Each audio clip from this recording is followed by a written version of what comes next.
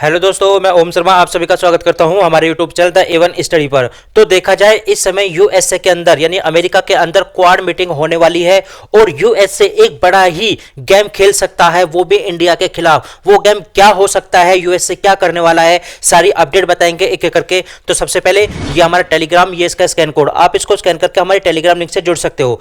यदि यहां से स्कैन नहीं होता तो वीडियो के डिस्क्रिप्शन में सभी लिंक दिए होते हैं, चाहे टेलीग्राम हो, व्हाट्सएप हो या इंस्टाग्राम, आप हमसे कनेक्ट हो सकते हो। यूएसए के बारे में कहा जाता है कि ये एक ऐसा देश है जो बिना मतलब के किसी देश की बड़ाई नहीं कर सकता, किसी देश को खुश नहीं कर सकता, कोई ना कोई ऐसा रीजन जरूर होता है। इस बार भी ऐसा हुआ है। भारत को खुश करने के लिए इसने एक ऐसे शब्द बोल दिए हैं जिससे भारत की मीडिया ने बड़ा चढ़ाकर बताया है। हुआ क्या, तो सबसे पहले आप ये देखिए, जो क्वाड समिट है ये यूएसए के अंदर होने वाली है और प्रधानमंत्री पीएम मोदी यूएसए पहुंच चुके हैं इस मीटिंग को ज्वाइन करने के लिए, जहां पर बताया जा रहा है कि यूएन के अंदर भी जो समिट और फ्यूचर होता है प्रधानमंत्री उसको भी संबोधित करेंगे। लेकिन संबोधित के साथ साथ प्रधानमंत्री मोदी जी जो भारत के अप्रवासी भारतीय हैं उनको भी संबोधित करने की यहां पर बात की जा रही है कि प्रधानमंत्री यूएसए पहुंच चुके हैं, क्वाड मीटिंग को अटेंड करेंगे, या तो उससे पहले या उसके बाद में जो प्रवासी भारतीय होते हैं उनको भी संबोधित करेंगे। जाने से पहले प्रधानमंत्री द्वारा क्या ट्वीट भी किया गया था, तो आप यहां पर देख सकते हो, यह ट्वीट किया गया है प्रधानमंत्री मोदी जी के द्वारा।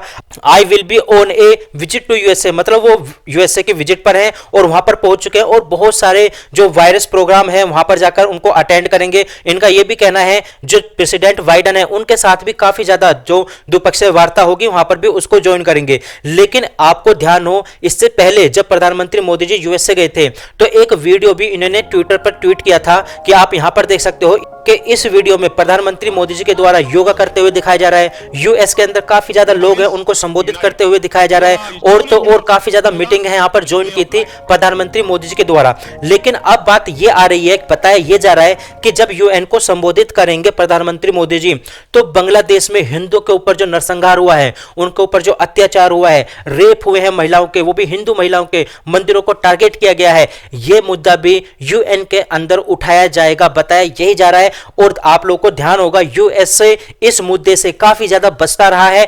हिंदुओं के ऊपर जो अत्याचार हुए बांग्लादेश में, यूएसए का इक्का तुक्का ही कोई बयान आया होगा, लेकिन यूएसए ने खुलकर हिंदुओं के ऊपर इस प्रकार का कोई बयान नहीं दिया कि बांग्लादेश के अंदर जो हिंदुओं पर अत्याचार हुए उस पर वो कुछ बोल दे। लेकिन अभी कुछ कहा नहीं जा सकता कि ये मुद्दा उठाया भी जाएगा या नहीं जाएगा, लेकिन बताया यही जा रहा है। अब क्या हुआ, यूएसए के द्वारा एक बात बोली गई है और वो क्या बात है आप यहां पर देख सकते हो। ये बात बोली गई है, India leader in quad. USA ने अपने ऑफिशियल रूप से इस प्रकार की बात बोल देना कि क्वाड के अंदर जो लीडर है वो कौन है, वो है मोदी जी, मतलब वो है इंडिया। इंडिया के द्वारा ये लीड किया जाएगा। अब ये बात तो यूएसए द्वारा बोल दी गई कि India as a leader within Quad. लेकिन ये बात बोली क्यों गई, ऐसा रीजन क्या है? क्योंकि मैंने पीछे भी बताया आप लोगों को, यूएसए बिना मतलब के कोई बात नहीं बोलता। ऐसा क्या माहौल है यूएसए के अंदर जो इंडिया की इस प्रकार से यूएसए द्वारा बढ़ाई की जा रही है और उसको बढ़ाया जा रहा है, उसको बढ़ा चढ़ाकर बताया जा रहा है कि क्वाड में मोदी जी लीड करेंगे, इंडिया लीड करेगी, ऐसा क्या बात है? तो इसका एक बहुत बड़ा रीजन है और वो रीजन क्या है आप यहां पर देख सकते हो।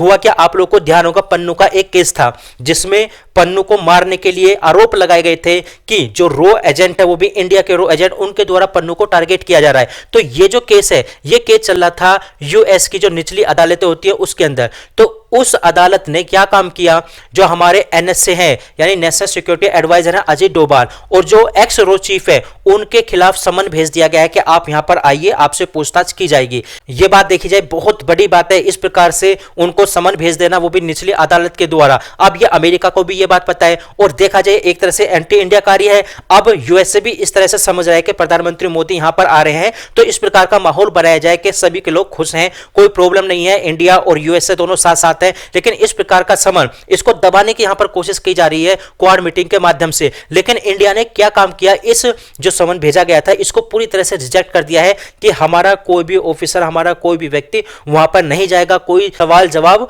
नहीं करेगा। लेकिन यहां पर जो खालिस्तानी व्यक्तियों ने बोल दिया था कि वो जो इंडियन व्यक्ति हैं उनको टारगेट करेंगे। अब यही हुआ यूएसए के अंदर। आप यहां पर देख सकते हो member of Indian embassy die in USA, मतलब यूएसए के अंदर जो इंडियन मेंबर है वो वहां पर उसका सब मिला है। अब ये जो सब मिला है ये बहुत बड़ी बात है, यानी वहां पर इंडियन को टारगेट किया जा रहा है, वो भी एम्बेसी के अंदर। अब किसके द्वारा किया जा रहा है कुछ कहा नहीं जा सकता, लेकिन मोस्टली जो शक जताया जा रहा है वो खालिस्तानियों पर ही जताया जा रहा है, क्योंकि उनके द्वारा इस प्रकार के बयान पहले दिए गए हैं। लेकिन फिलहाल इसकी जांच चल रही है। अब जांच के बाद में जो आएगा सामने वो तब बताया जाएगा, फिलहाल कुछ कहा नहीं जा सकता। तो यही कारण है कि यूएसए के द्वारा बोला जा रहा है कि India as a leader in quad.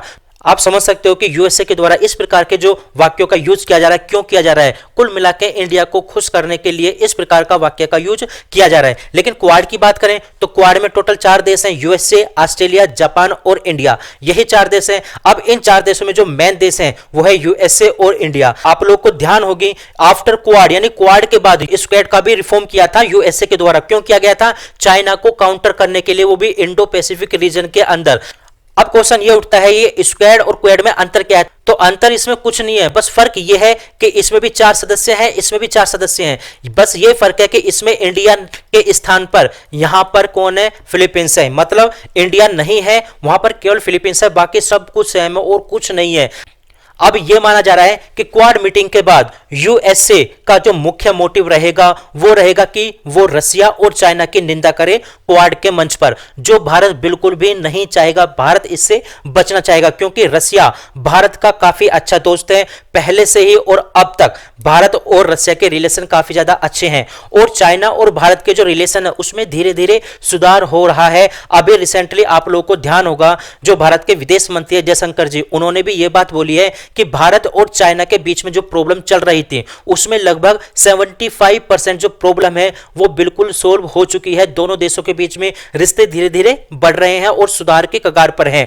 अब दूसरी बात यहां पर आप लोगों को ध्यान होगी, जो नेक्स्ट मंथ है उसमें ब्रिक्स समिट भी है, और वो कहां पर है? रसिया के अंदर। और यूएसए का जो मुख्य उद्देश्य, जो मुख्य मोटिव रहेगा वो यही रहेगा कि चाइना और रसिया की निंदा करना, वो भी क्वाड के मंच पर। इसके माध्यम से क्या होगा? तो इसके माध्यम से यह होगा यदि वो निंदा कर देता है और भारत इसमें साथ दे देता है तो भारत और रसिया के, भारत और चाइना के दोनों रिलेशन खराब होने की कगार पर रहेंगे। लेकिन भारत कुल मिलाकर इस चीज से बचेगा। अब कुछ कहा नहीं जा सकता होगा या नहीं होगा, फिलहाल अभी हमारे पास यही अपडेट है, और जो भी अपडेट होगी आप लोग को बताया जाएगा।